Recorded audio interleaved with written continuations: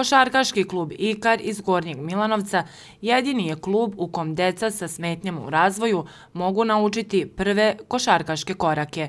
Postoji od 2010. godine, a prvobitni broj od 7 dece sad je porastao na 28. Kreativnost, upornost i dobru volju trenera prepoznali su i roditelji i mališani koji sa osmehom na licu dolaze na treninge. Deca su jako zadovoljna, srećna, vidjeli ste sa koliko ljubavi dolaze na ove sve treninge, trenere obožavaju, jednostavno oni su se srodili kao da su im članovi porodice.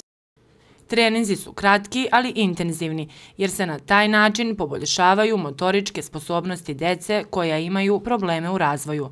Trener Predrag Begenišić kaže da mališani na samom početku jedva da su mogli i dobaciti loptu do koša, a danas neki od njih uspešno postižu pogodke.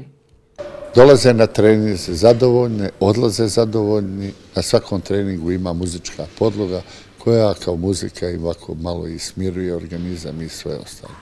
Izuzetno im pomaže ta njihova napetost koja dolazi usled njihovih bolesti je smanjena, bar ovdje dolaskom na trening, jer mi nismo imali nijednu agresivnost izraženu sa njihove strane. Bavljenje sportom za decu sa smetnjama u razvoju od velikog je značaja za njihovo fizičko, ali i mentalno zdravlje, jer se na taj način socijalizuju i implementiraju u društvo. Tanja Ličina, bivša košarkašica, u Norveškoj i Americi radila je sa njima i prezadovoljna je načinom rada košarkaškog kluba Ikar sa kojim danas sarađuje.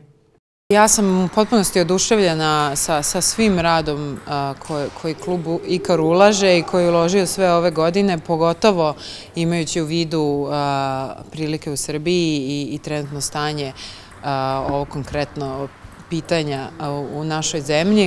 Kako bi bili sigurni u svoj rad, stručni tim košarkaškog kluba Ikar konsultovao se sa medicinskim radnicima i fakultetom za sport kako deca ne bi trenirala mimo svojih mogućnosti, a napravili su i ceo analitički pristup napisavši knjigu koja može pomoći drugima kad odluče se na rad sa decom sa smetnjama u razvoju.